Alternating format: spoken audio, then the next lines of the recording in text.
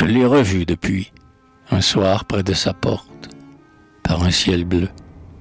Tranquille, heureux et triomphant, sur ses larges genoux il tenait une enfant qu'avait laissée à ce vieillard sa fille morte. Tout honteux de sa force, il cherchait par quel soin il pourrait assouplir sa robuste nature pour ne pas effrayer la blonde créature, et se pliait docile à ses moindres besoins. Puis c'étaient des élans que l'on ne peut décrire.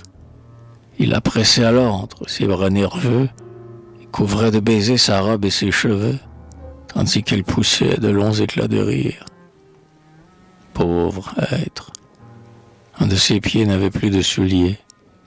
Presque nue, elle avait sous ses haillons ces poses que prennent les oiseaux peureux, et ses bras roses, au cou de son aïeul, s'enlaçaient en collier. Ses cheveux étaient d'or, comme on en voit aux anges, des vieux maîtres. Ses yeux erraient d'un air surpris, et sa bouche, en s'ouvrant, faisait de petits cris, aussi naïfs et doux que le chant des mésanges. L'aïeul, en la berçant, d'un ton rude et cassé, chantait pour l'endormir une de ces complaintes dont les airs vont au cœur, mais sont comme les plaintes que se disent en nous les échos du passé. Parfois il la couvait de ses regards avides.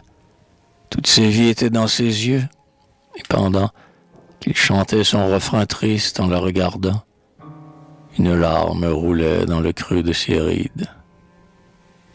Sans peine on oubliait sa laideur à le voir, si bon. Ce n'était plus cet homme au regard louche, au rire bestial, à l'allure farouche, mais un vieillard aimant et fier de son devoir. Il était même beau dans sa métamorphose, tant ses traits attendris resplendissaient d'amour.